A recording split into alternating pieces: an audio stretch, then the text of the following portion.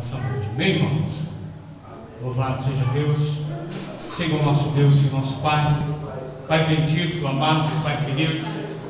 Eu sei, Senhor, que Tu já tem uma palavra, Pai, do Teu coração ao coração do Teu servo, Senhor, para o nosso coração, Pai. Aqui está o Teu Filho, aqui está, Senhor, o Teu ungido. Senhor, que a Tua palavra, ela venha, meu Pai, de acordo sim com as nossas necessidades, mas ainda mais, Senhor, aquilo que Tu quer falar, Papai querido, conosco, Pai. Aqui está o Teu servo, o Teu Filho, que é, Senhor, o Teu instrumento. Usa-o, Senhor, da forma, da maneira que Tu queira, Senhor, falar conosco nessa noite, em nome de Jesus. Amém, irmãos? Glória a Deus. Glória a Deus. Paz do Senhor, irmãos. Amém. Mais uma vez, abra a tua Bíblia na carta que Paulo escreve aos Tessalonicenses, primeira carta. Depois de Colossenses, vem Tessalonicenses. Primeira de Tessalonicenses, capítulo 3. Glória a Deus.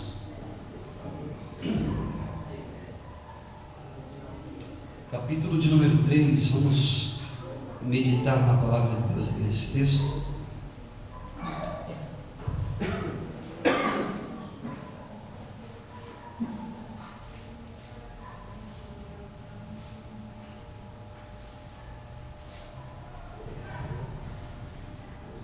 Capítulo 3, vamos ler o versículo de número 1, diz assim, se você puder acompanhar, acompanhe comigo a leitura, diz assim, versículo 1, por isso, quando não podemos mais suportar, achamos por bem permanecer sozinhos em Atenas, e assim enviamos a Timóteo, nosso irmão e cooperador de Deus, no Evangelho de Cristo, para fortalecê-los e dar-lhes ânimo na fé, para que ninguém seja abalado por estas tristezas ou tribulações. Vocês sabem muito bem que fomos chamados para isso. Quando estávamos com vocês, já lhes dizíamos que seríamos perseguidos, o que realmente aconteceu, como vocês bem sabem. Até aqui é suficiente, pode sentar, irmãos.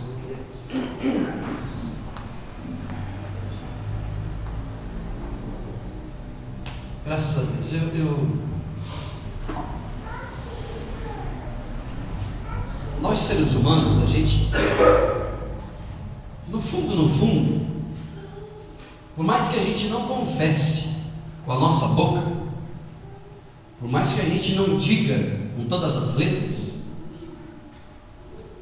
nós seres humanos, é da nossa natureza, isso é inerente a ela, nós gostamos de ser enganados, isso é incontestável, por mais que não pareça. Se eu estivesse no seu lugar e você dissesse isso aqui, eu dizia, de jeito nenhum, você está enganado. Mas é uma realidade.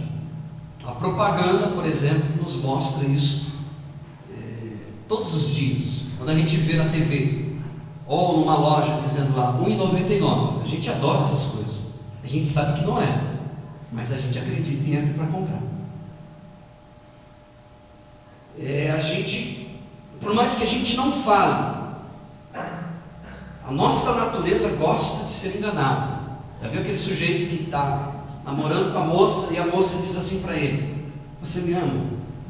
Aí ele torce a cabeça para lá, para cá, não, fala para mim que você me ama, por favor, fala, você me ama, olha aqui para mim, pega assim nele assim, fala que me ama. Aí ele, tá bom, eu te amo. Isso alivia ela. Ela vai embora, ou o marido diz, ou a mulher diz para o marido, você me ama ainda? Depois de 12, 13, 15, 20 anos, você me ama? Olha para mim, fala se você me ama. Ele desconversa para lá. Enquanto ele não disser para ela, eu te amo, tá bom, eu te amo. Se ele disser para ela, eu te amo, pronto, ela vai dormir tranquila. Vai dormir tranquilo, sossegado. O sujeito que chega para o doutor e pergunta, doutor, pelo amor de Deus, fala para mim que não é nada demais. Pelo amor de Deus, fala que não é nada demais, doutor, por favor. Aí o doutor, tá bom, não é nada demais. Mas ele sabe.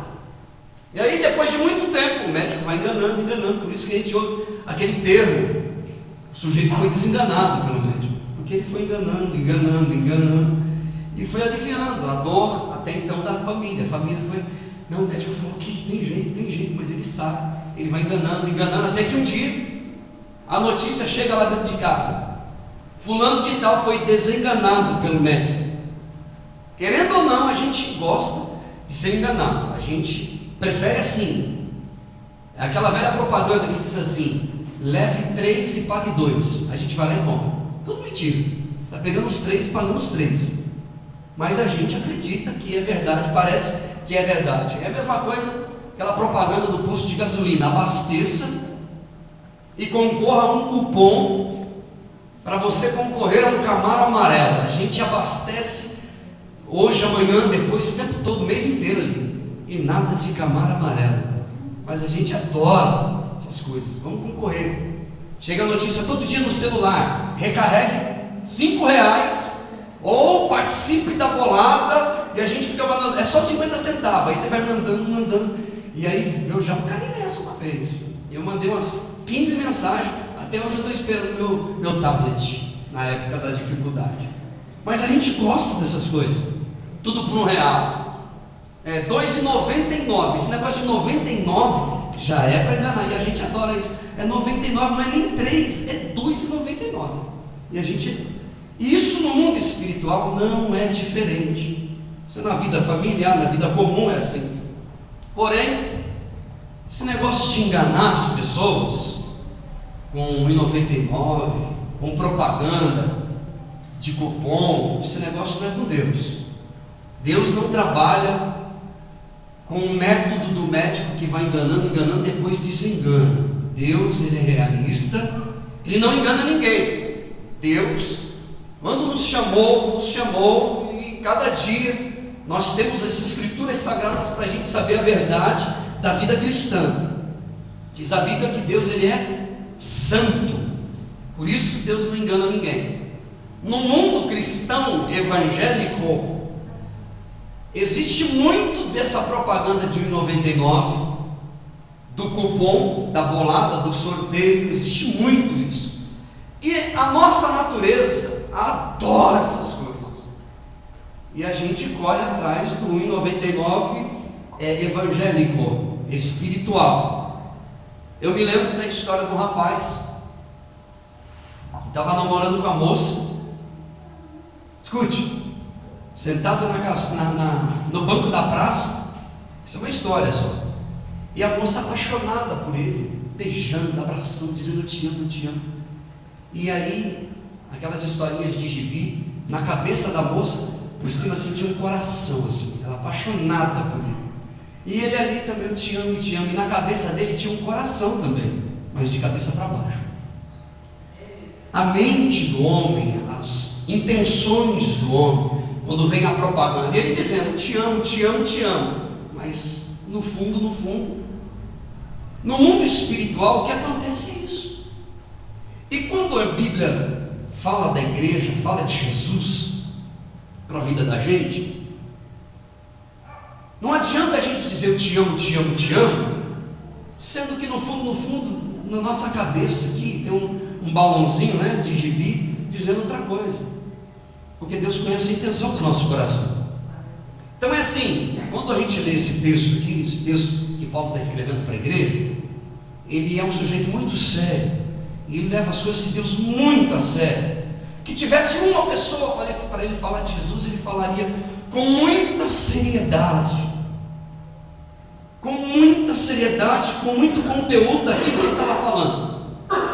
E quando ele escreve para a igreja, quando ele fala à igreja pelo papel, abre e fecha o aspas, porque não existia o papel, é só uma força de expressão. Ele escreve com muita seriedade, porque a igreja está em crise. A igreja está dizendo: te amo, te amo, te amo. A igreja está ouvindo propaganda de R$1,99. A igreja está ouvindo falar a respeito do bolão, a respeito da compre 3 e pague 2, e a igreja estava caindo nessa. E aí, quando menos espera, a igreja entra em crise, porque quem segue esses contos de carochinha cai em crise, e a igreja está em crise. E a igreja está em crise e ele escreve uma carta, porque ele está sabendo que a igreja está em crise e correndo risco de vida. Isso, vida, comunhão com Deus, vida com Deus, vida espiritual. E a primeira coisa que ele lembra à igreja é que a igreja não poderia se esquecer. Primeira coisa, está no texto que a gente leu, em todo o contexto dele. Primeira coisa que Paulo disse: vocês não podem esquecer. Primeira coisa, que para a igreja existe uma promessa, dentre tantas, e essa promessa aqui é esquecida pelo pastor. O pastor esqueceu de pregar, então deixa eu pregar aqui para vocês. Ele escreve: primeira promessa para a igreja de Tessalonicenses é: haverá perseguição da igreja. Quando vocês foram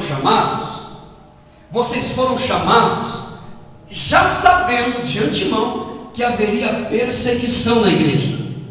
Deixa eu dizer, quando a Bíblia fala de mundo, ela está falando pelo menos em dois sentidos. Mundo está falando de pessoas, e isso se entende em João 3,16, que fala: porque Deus amou o mundo de tal maneira que enviou o seu Filho. A Bíblia está falando de mundo, está falando de pessoas. Deus enviou o seu Filho, Deus amou as pessoas de tal maneira que enviou o seu Filho. Segundo sentido, o mundo está falando de sistema, daquilo que rege esse mundo por detrás dos bastidores, aquilo que rege a vida e as decisões da vida das pessoas, que é o verdadeiro 1,99, 2,99, compre 3, leve 3 e pague 2. Mundo na Bíblia está falando daquilo que está por detrás daquilo que a gente está vendo. Nós olhamos e vemos a propaganda, não aquilo que está por detrás da propaganda. Nós enxergamos aquilo que é comum no dia a dia da gente. E Paulo está dizendo assim: se Cristo foi perseguido, vocês serão também perseguidos. Se para Cristo teve oposição na vida da gente, também vai ter. Se Cristo foi maltratado, você também vai ser maltratado pela vida. Por quê? Por causa do sistema, do 1,99, do leve 3 e pague 2, da bolada, do abastecer o carro e concorrer ao suposto Camaro amarelo que nunca vai chegar na tua casa. A vida espiritual é muito mais real do que você imagina. E ele está dizendo: se o mundo está satisfeito com você, tem alguma coisa errada. Se o mundo está dando tapinha nas suas costas e dizendo que ama você, gosta de você, tem alguma coisa errada, porque o mundo não fez isso com Jesus. O sistema surrou Jesus, o sistema bateu nele, o sistema oprimiu ele. Se oprimiu ele, vai oprimir vocês. O sistema não foi amigo de Jesus, o sistema correu atrás, perseguiu ele, o sistema tentou escravizá-lo, o mundo blasfemou contra Jesus. Se o mundo está falando bem de mim, tem alguma coisa errada. Se o mundo está me recebendo bem, de braços abertos, é porque eu estou me tornando amigo do mundo. A Bíblia diz que se eu me faço amigo do mundo, eu me torno inimigo de Deus, arqui-inimigo do Senhor. Se o mundo está me abraçando, é porque eu estou agradando o mundo e não a Deus. O mundo é esse sistema que tenta nos arrancar e nos tirar da presença dele. João capítulo de número 15, Jesus disse assim, olha, João ao escrever ele disse assim: lembrem-se das palavras do mestre que disse: não é o discípulo melhor do que o seu mestre, não é o servo melhor ou maior do que o seu senhor. Se o mestre foi perseguido, maltratado, caluniado, imagine você. O mundo nunca será o nosso amigo. Preste atenção no que eu vou te dizer. A igreja continua sendo perseguida, Cristo continua sendo perseguido na pessoa da igreja. Você se lembra de Atos capítulo de número 9? Quando Saulo estava perseguindo a igreja, e ele teve um encontro com Jesus no meio do caminho, na estrada de Damasco, que ele estava indo, e Jesus, ele perseguindo a igreja, os cristãos, os discípulos, Jesus fala na frente dele e diz assim: Saulo, por que você está me perseguindo? Perseguir a igreja é perseguir a Jesus. Caçar a igreja é caçar Jesus. Tocar na igreja é tocar na menina dos olhos de Jesus.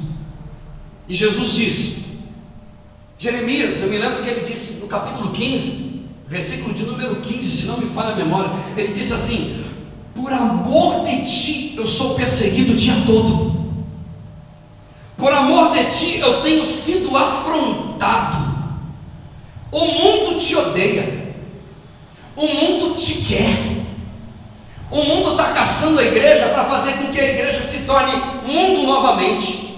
Então a primeira promessa da igreja, ou para a igreja de Tessalonicenses, que não é muito diferente da gente, é uma das promessas que para a gente hoje vale a pena a gente lembrar, que o pastor esqueceu de falar o ano inteiro. Há uma promessa de perseguição para a vida da gente. Jesus disse: se a mim chamaram Beelzebu, imagine vocês, eles vão caçar vocês, eles vão perseguir vocês, correr atrás de vocês o tempo inteiro. Querido, eu não estou aqui para enganar ninguém. Nós teremos tempo, se nós somos cristãos verdadeiros, nós só não seremos perseguidos pelo mundo, a menos que não sejamos cristãos autênticos. Se formos crentes de verdade, o mundo não vai dar tapinha nas costas da gente, não vai receber a gente bem. O sistema não vai dizer: poxa, aquele cara ali, eu gosto muito dele, amei aquele pastor ali. Estou falando do mundo, falando das pessoas, falando do sistema que está aí. Então, se eu sou cristão de verdade, eu preciso entender as palavras que Jesus disse, que no mundo nós teríamos tribulações. A Bíblia chega a dizer que nós devemos entender que não fomos chamados apenas para herdar o reino dos céus, mas também para, assim como Cristo foi e sofreu perseguição, nós também sofreríamos e teríamos tribulação na vida da gente. Então, hoje eu preciso deixar isso claro nesse final de ano para a vida da gente. Eu não estou aqui para enganar ninguém. Você será perseguido o resto da sua vida. Pastor, não, então eu vou parar. Não faça isso. Não estou dizendo isso. É porque isso é inerente à vida cristã. A vida cristã não só diz: vai dar tudo certo, porque não vai dar tudo certo sempre. Quando a gente diz vai dar certo, pela fé vai dar certo. Mas eu estou dizendo num contexto mais amplo, que a vida cristã tem perseguição, tem luta e tem adversidade, mas tem um Deus que está do nosso lado andando com a gente. A gente não pode abrir mão e deixar de ter consciência de que teremos tribulações, teremos aflições também.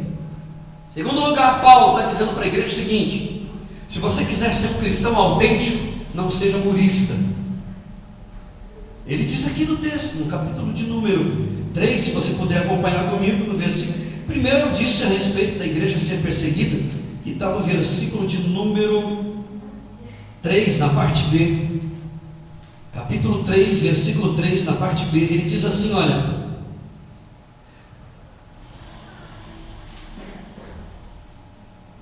são tribulações, e vocês sabem muito bem que vocês foram chamados para isso, passarem por tribulações por amor a Cristo. E quando ele diz assim: se vocês quiserem ser um cristão autêntico, segundo lugar, não seja um murista. E isso está no versículo, capítulo 3, versículo 3 também, quando ele diz assim: olha, para que ninguém seja abalado por essas tribulações. Ele está dizendo assim: olha, no muro,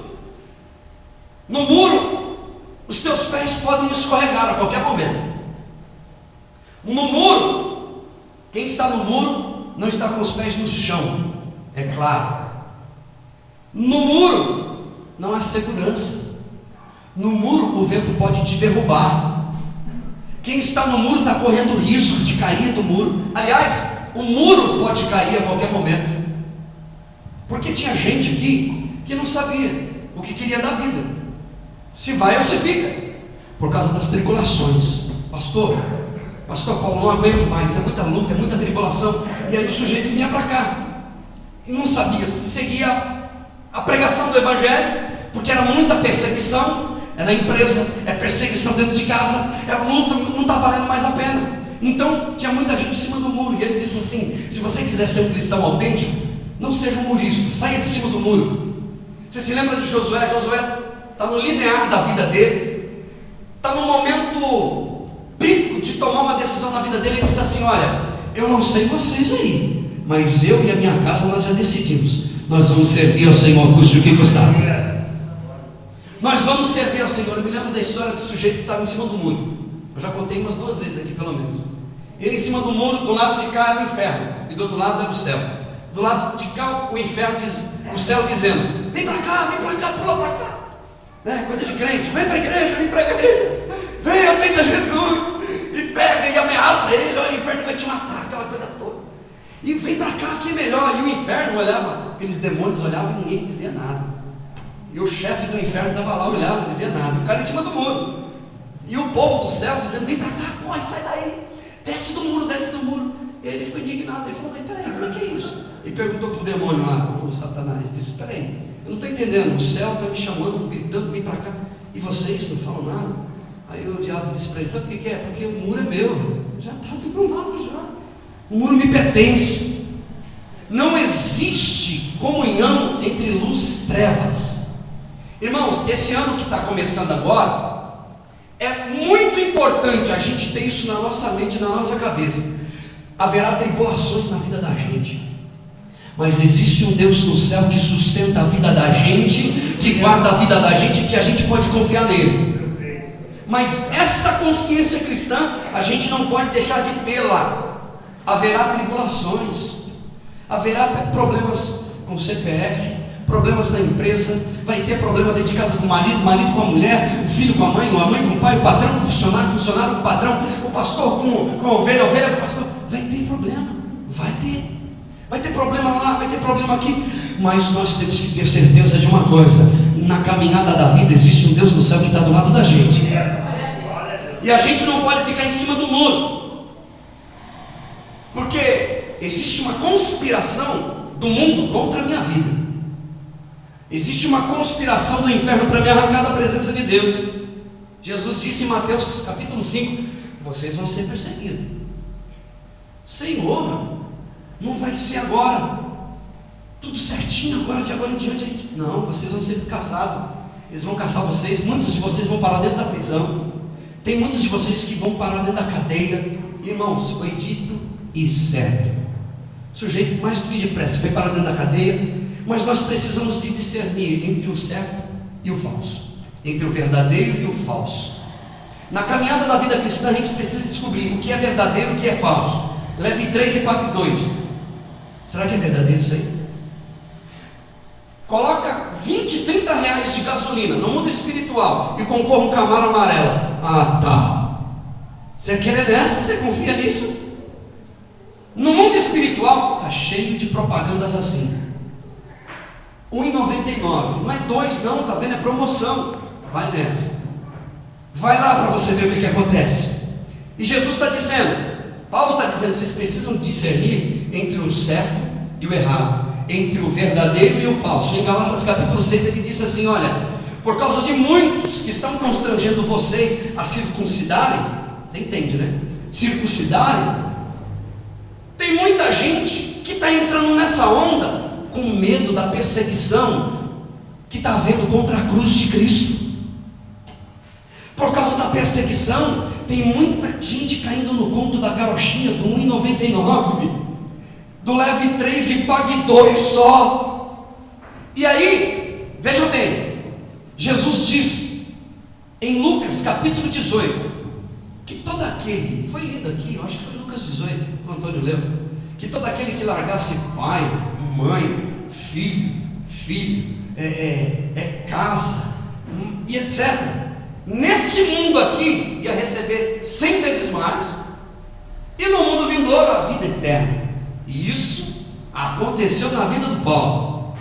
porque ele tinha muitas casas, muitos filhos, muitos pais, que tinha gente que considerava ele como pai, tinha gente que considerava ele como filho, outros consideravam ele como irmãos, e eram irmãos em Cristo. Ele tinha muitas casas para andar, para visitar, ele tinha muitas casas para ir atrás das ovelhas, para passar a noite ali, tinha muitas casas para ele. Isso se cumpriu na vida dele. E o texto que foi lido aqui terminou assim: olha, terão muitos 100 vezes mais em tribulação. Em tribulação, em luta, adversidade. É uma perspectiva espiritual, irmão. É uma semente que você está plantando aqui, para que quando chegar no reino de Deus, você vai dizer assim: valeu a pena. Valeu a pena olhar para Jesus. Valeu a pena olhar para Cristo, Senhor, consumador da fé da gente. Valeu a pena. Eu não tinha muita casa, eu tinha uma casinha só. O meu carrinho era velho, mas olha o que foi me dado agora. Olha isso aí, ó. Olha o que foi me presenteado: vida eterna, dom de Deus. A Bíblia diz que haverá entrega de galardão. O Senhor te deu um talento, talvez 2 ou 3. A Bíblia diz que a gente deve granjear outros talentos, e em busca de mais talentos, para que quando o Senhor vier e Ele pedir conta, e você disser: Senhor, o Senhor me deu 1, aqui 3. O Senhor me deu 2, está aqui 5. O Senhor me deu 3, está aqui 8. O Senhor me deu 6, está aqui 10. Querido, deixa eu te dizer uma coisa. A Bíblia Sagrada diz a respeito, em 1 de Pedro, no capítulo de número 4, versículo 19, fala a respeito daqueles que padeceram segundo a vontade de Deus. Eles sofreram pela vontade de Deus. Eles foram perseguidos, e Paulo estava vendo tudo aquilo, a igreja estava assistindo isso, e ele disse para a igreja agora de Romanos, ele disse no Romanos capítulo de número 12, ele diz assim: quando vocês forem perseguidos e amaldiçoados, abençoe, viu? Abençoe. Quando vocês forem maltratados, perseguidos, caluniados, abençoai, não amaldiçoai ninguém. Não tem liberdade para isso. Abençoe aquele que te persegue. Irmão, Romanos 8,18 diz que existe uma glória que será revelada para cada um de nós que perseverar na presença do Senhor. Pastor, então vai ter tribulação? Bastante. A Bíblia diz que os dias são maus. E não espere melhora não. No sistema, não espere melhora. O sistema é contra. A gente tem que orar a Deus para ajudar a gente a viver acima do que está acontecendo aí. A gasolina está subindo, Senhor, me dá condição para me viver acima, porque não dá para aguentar o arroz, o feijão, e está subindo, e o salário, né? Senhor, me ajuda. Abre uma porta para mim viver por cima desse negócio aí, para eu não ser maltratado pela vida nesse sentido e viver com depressão. Já viu aquela depressão pós-parto? Acabou de receber uma bênção de uma criança, um presente de Deus, mas não se alegra. E o segredo da vida é cada dia que você acorda de manhã, você ter a alegria do Senhor, porque ela é a nossa força. Você dizer: Deus, eu estou aqui porque o Senhor me sustentou. E Deus está usando Paulo para dizer assim: olha, se você quiser ser um cristão autêntico, se você quiser viver uma vida cristã autêntica, entenda que haverá tribulação. Saia de cima do muro. E em terceiro lugar ele diz assim: olha, porque existe uma promessa de consolação e de exortação. Aqui no texto, capítulo 3, que a gente acabou de ler, e o versículo de número 2, eu estou voltando ao contrário agora. Versículo de número 2, a parte B, diz assim: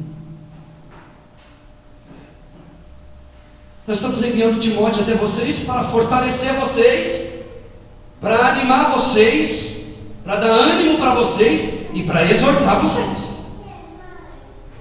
Porque se tiver só ânimo, se houver apenas consolo, vocês irão viver como meninos na fé. Vocês precisam ser animados, mas precisam de ser exortados também, porque senão vocês vão viver longe da realidade cristã. Vocês vão viver à base do O Mundo Fantástico de Bob, né? É isso? O Mundo Fantástico de Bob. Você imagina, vai dar vai se formando na sua vida. Não é assim. A vida cristã você imagina e hoje deu 30%, certo? Amanhã deu 10%. Depois pode dar 80, 100, mas daqui a pouco dá 10 só. Aí você fica indignado, triste, faz uma oração, pede para Deus, Deus vai te sustentando. O fantástico mundo de Bob não existe. Isso é ilusão. Vida cristã não é assim.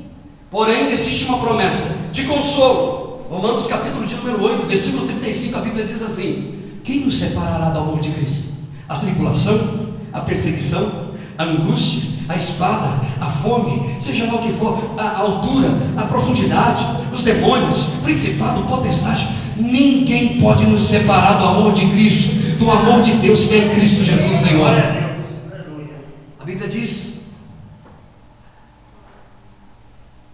1 de Pedro capítulo 2, a Bíblia diz: vós sois a geração eleita, sacerdócio real, nação santa, povo escolhido por Deus. A Bíblia diz em 2 de Coríntios capítulo de número 4, a Bíblia diz assim: atribulado, mas não angustiado, perplexo, mas não desanimado, perseguido, mas não abatido, desamparado, mas não destruído. Sabe por quê? Porque existe a presença do Espírito Santo na vida de cada um de vocês. Esse ano que está entrando, irmão, é ano de projeto, verdade. Para a minha vida é. E eu creio que aquilo que Deus tem ministrado para a minha vida e para a vida da igreja é exatamente isso. É ano de propósito, mas tem luta, tem adversidade. Nessa luta e nessa adversidade, nós precisamos de ser consolados por Deus e exortados a respeito da fé cristã. Que por mais que nós projetemos, por mais que nós queiramos, tudo acontecerá se nós dissermos para Deus: Deus, seja feita a tua vontade. Eu disse da última vez que existem dois grupos de pessoas dentro da igreja: aqueles que dizem para Deus: seja feita a tua vontade, e aquele que Deus disse para ele: seja feita a tua vontade. E quando eu digo para Deus: Deus, seja feita a tua vontade, você pode ter certeza, a vontade de Deus é bem melhor para a minha vida e para a tua vida. Haja o que houver. Essa é a palavra de Deus aqui para a minha vida e para a tua vida. Haja o que houver, irmão, haja o que houver, aconteça o que acontecer, não abra mão do caminho do Senhor, não abra mão dos propósitos de Deus para a sua vida, porque Deus é poderoso para cumprir além daquilo que pedimos ou pensamos. Haja o que houver, aconteça o que acontecer amanhã lá dentro de casa, quando houver tribulação, briga, discussão, haja o que houver, clame ao Senhor, busque a Deus, não desista dos caminhos do Senhor. E o desejo do meu coração aqui hoje, irmão, é que no nosso coração aqui hoje, que dentro do nosso coração aqui hoje, nós possamos entender que o melhor de Deus para a nossa vida somos nós mesmos e é Ele. O que é que Deus pode te dar de melhor? Você e Ele. O que mais você quer? O melhor de Deus para a tua vida é Ele mesmo, e Ele já deu. O Espírito Santo habita dentro da gente.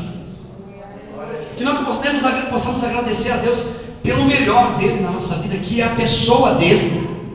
Porque você é o melhor de Deus, e Deus te deu o melhor que Ele tinha, Jesus. Deus nos deu o melhor dele. Que a nossa oração, que o nosso pedido para Deus, o nosso clamor a Deus, com sabedoria e entendimento, seja o mesmo clamor de Ló. Que a Bíblia diz que Ló, a história conta e complementa isso, que Ló subia nas mais altas montanhas e clamava para Deus, pedindo: Deus, me tira desse sistema, me arranca daqui, me leva embora depressa, por causa da geração corrompida e perversa, me tira daqui. Até que um dia Deus atendeu o pedido de Ló, e diz a Bíblia que ele foi transladado para o céu. Não estou dizendo para você pedir a morte, eu estou dizendo para você dizer: Maranata, vem Jesus, Maranata, ora, vem Senhor Jesus, vem depressa Jesus. O Salmo de número 63 diz assim, que o amor de Deus é melhor do que a vida. A presença de Deus na vida da gente é melhor do que a própria vida da gente. O que mais nós precisamos de Deus é Ele dentro da gente. Eu não preciso de nada para me alegrar. Eu preciso da presença do Espírito Santo na minha vida. Eu preciso de que Deus tome meu coração e mude a minha vida, e que o meu cântico todo dia seja Maranata, Maranata, Maranata, Senhor. Vem depressa, vem, Senhor. E que a gente possa assumir a cruz de Cristo no nosso coração. E dizer: Deus, Maranata, vem. E subir nas mais altas montanhas da vida espiritual, no nível mais alto possível, e dizer: Senhor, me tira daqui. Vem buscar a tua igreja, vem, Jesus. Porque a cada dia que passa a igreja está acreditando no 1,99, está acreditando no leve 3 e pague 2. Que Deus nos guarde, Deus nos livre, que o nosso cântico possa ser o mesmo: eu levarei a minha cruz até o fim. Eu levarei a minha cruz até o fim. Levarei a minha cruz até o fim. Maranata, Senhor, vem, Jesus, buscar a tua igreja. Eu quero terminar dizendo: não se deixe ser corrompido, irmão, pelo sistema, pela propaganda do leve 3 e pague 2. Acredite no poder do Evangelho, porque o poder do Evangelho é o poder que dá alegria, que traz satisfação de vida, sem te dar um centavo, sem te dar camada amarela, sem ficar prometendo para você riquezas e bens. Ele te faz feliz, porque a maior riqueza que nós podemos ter é a pessoa do Senhor dentro de nós. Você pode ficar de pé? Pastor, não entendi nada. Eu vou repetir. Existe uma promessa de tribulação, então não se engane. Vai haver problema, luta, dificuldade no teu coração, na tua alma. Vai haver dificuldade dentro do teu coração, dentro do teu ser. O inimigo vai tentar te afastar da igreja, roubar você da presença de Deus, tentar te enganar, tentar te roubar, tentar te levar embora. Essa é a realidade da vida cristã. Mas uma coisa a gente deve ter certeza no nosso coração: